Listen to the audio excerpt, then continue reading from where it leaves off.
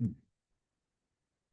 everybody. Saturday, Thanksgiving weekend. Hope you had a good holiday. By the way, remember on Thursday, we had a bit of a south wind burst that came in late in the evening. It was 58 degrees, 58 in Portland. That was not a record, but that was really pretty mild for this time of the year. It's 53 degrees yesterday. It looks like we've hit 50 today. So pretty what I would call mild holiday weekend. I think the big story in the coming nights, overall, our weather looks to be pretty quiet, but the big story is getting back to some cold temperatures and potentially for Portland, the first official freeze or 32-degree temperature of the fall season. So I think a lot of us will be in the 30s overnight tonight into Sunday morning. Could be some freezing frosty spots. But Monday morning, there's a surface high and it's right over the top of us. That means absolutely calm winds. And it looks like we'll have breaks in the cloud cover. And I really think we'll see a lot of the area get down to freezing and see fairly widespread frost, including Portland. I'm forecasting 32 for Portland Monday morning. And that will come, I think, with a good bet of widespread valley fog, frosty fog. So again, that's coming up Monday morning. I continue to look for signs for cold weather this coming December. It's got to get cold sometime, you would think, right?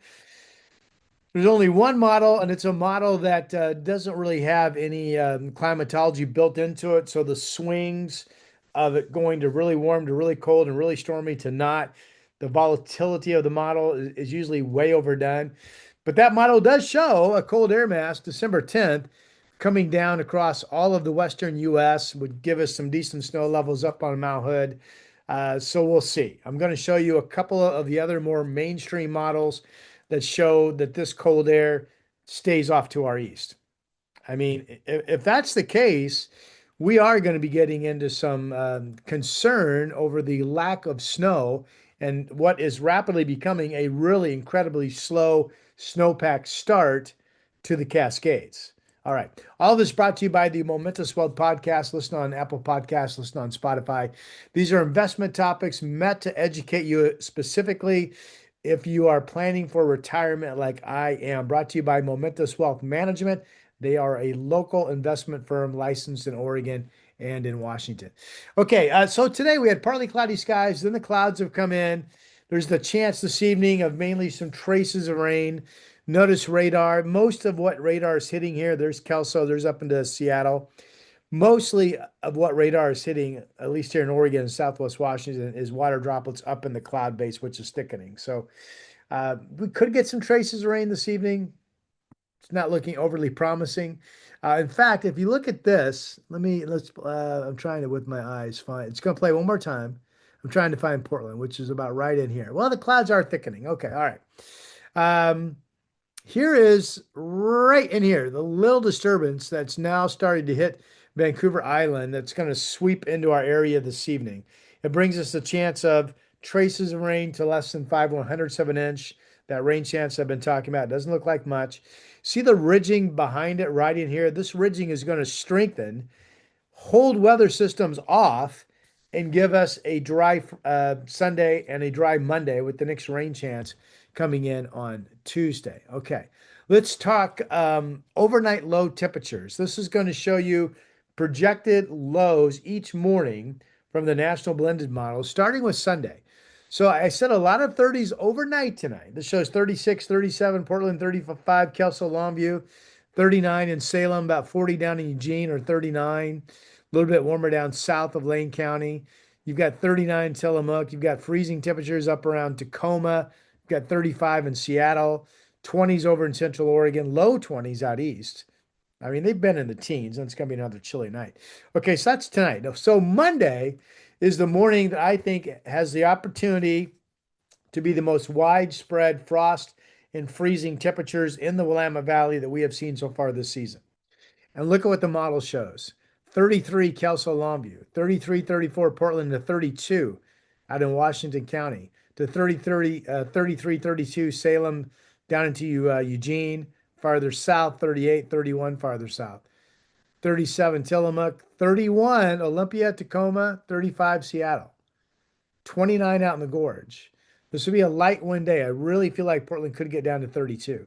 And then you've got low 20s and teens out in eastern Oregon and low to mid 20s over to Deschutes County. So pick out your city. So that's cold. Now we get into Tuesday. Now clouds are starting to increase ahead of a weak system that will bring us the threat of some rain, but not much. So notice how temperatures bump up. Now we're 37, 38, 35 in the Willamette Valley. Wednesday, now we're dry. We're back down into 36, 37 degrees in the valley, 35, 34 up around Tacoma and Olympia. Thursday's about the same. Then we've got rain chances coming in on Friday of next week. Notice the clouds come in, the lows bounce back to 40 or better up and down the Willamette Valley.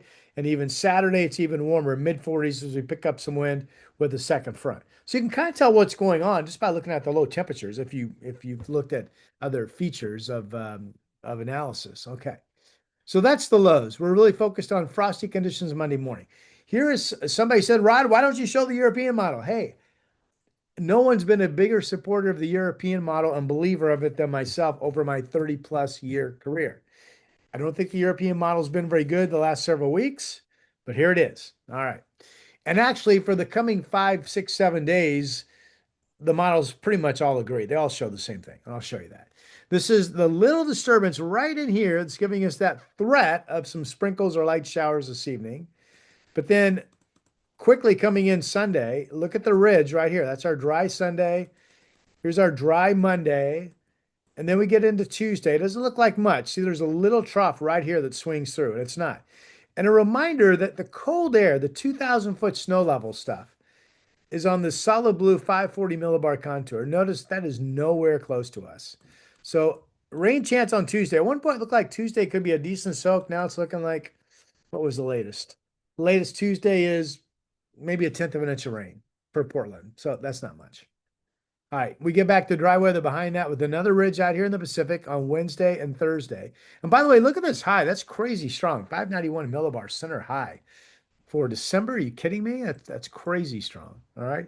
Now, notice on Friday afternoon, see the ridge kind of weakens or what we call flattens. The ridge flow pattern continues to flatten and becomes more northwest on Saturday. Both days carry a shower chances coming Friday and Saturday. But again, the cold air is well up to the north of us and does what it's been doing periodically the last few weeks, and that is dips down into the Ohio Valley. So there it is. That's the cold air, and we're not cold. This is almost like an El Nino flow so far, really. We are in a weak La Nina, but not seeming like it, right?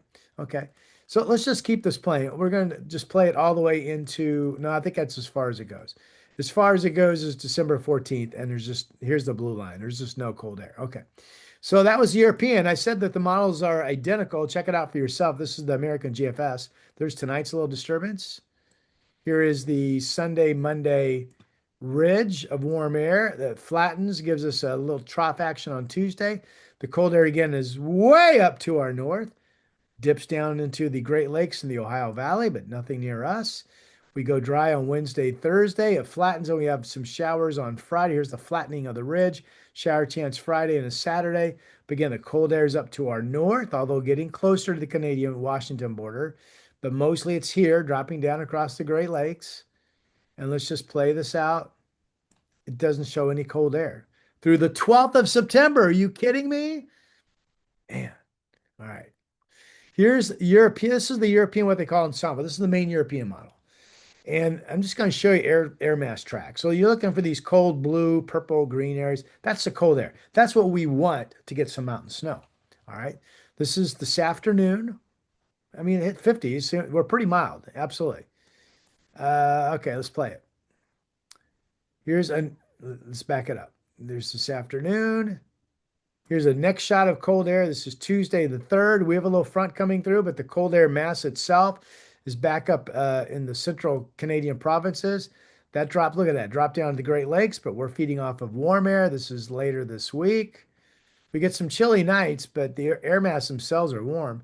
Here's even December 12th. Look at the cold air chute. It's down across the Dakotas, Minnesota, and the Great Lakes again. That's December 11th. So all of a sudden, there's nothing that shows any cold air through the first 2 weeks of December. That is troubling, my friends, in terms of a really slow start to the snowpack season. And then finally, this is getting into Christmas week, the back week of December, and it shows some cold air in the west, although the cold core is over Montana, and that's December 31. So if nothing changes, a huge developing story is going to rapidly become the slow start to the Cascade snowpack season, and should we be concerned? Okay, all right. Let's go around the horn. Medford, hello. 50 degrees tomorrow, all dry. 50 Monday, all dry. 50 Tuesday, all dry. Oh, good grief, all dry through Friday. Well, that's dry. Eugene, hello. 49, 48, couple dry days. There's that chance of rain on Tuesday, like Portland, all dry on Wednesday, Thursday, rain chances Friday, Saturday. Coldest temperatures, I bet some of these numbers are colder. Though it shows 32 tonight, 35 Monday, 35 Tuesday. I think you could be freezing Monday morning. Okay. Okay. How about Salem? All dry the next 2 days. Chance of rain Tuesday. Chance of rain picks up, especially Friday, Saturday. The show's freezing tonight, 38 Monday. I think you could be freezing Monday. I don't know why these are going so warm Monday morning. That one model we showed, which is the National Blended Model, which is the main temperature guidance model, much colder what you just saw there. So that makes zero sense to me. Here's Bend, all dry through Friday. Wow. That shows you that system on Tuesday's weak, because without it, it's all dry through Friday. Overnight lows in the 20s, daytime highs 40s to low 50s, a little bit warmer next Friday, 56 degrees. But, let's go up to Seattle. Hello. Sunday dry, Monday a chance of rain, certainly Tuesday, dry Wednesday, and then get into some rain chances. Just kind of typical forecast, but none of these rainmakers are big soakers. None of them. Okay. All right. You know what? Let's go ahead and show you. That was the Northwest weather. Well, North Bend, what we got? I mean, that's nice coast weather, right? All dry tomorrow, Monday. Chance of rain Tuesday. Dry Wednesday, Thursday. Temps in the 50s. That's pretty nice. All right.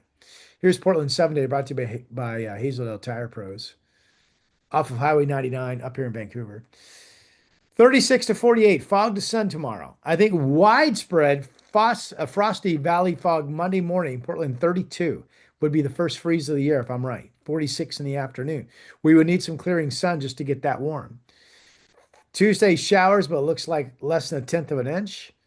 Wednesday back to overnight lows in the 30s, fog to sun. Thursday dry, partly cloudy, and there's some showers. Right now, there's a front early Saturday morning that could be a decent rain soak. Friday, it looks like light stuff. No cold weather other than the cold lows we've got thanks to some dry weather. Okay, I'm Rod Hill. Thanks for subscribing. If you have not, please do so. It helps me out. And if you allow notifications, you'll be notified when I post. I will talk to you soon.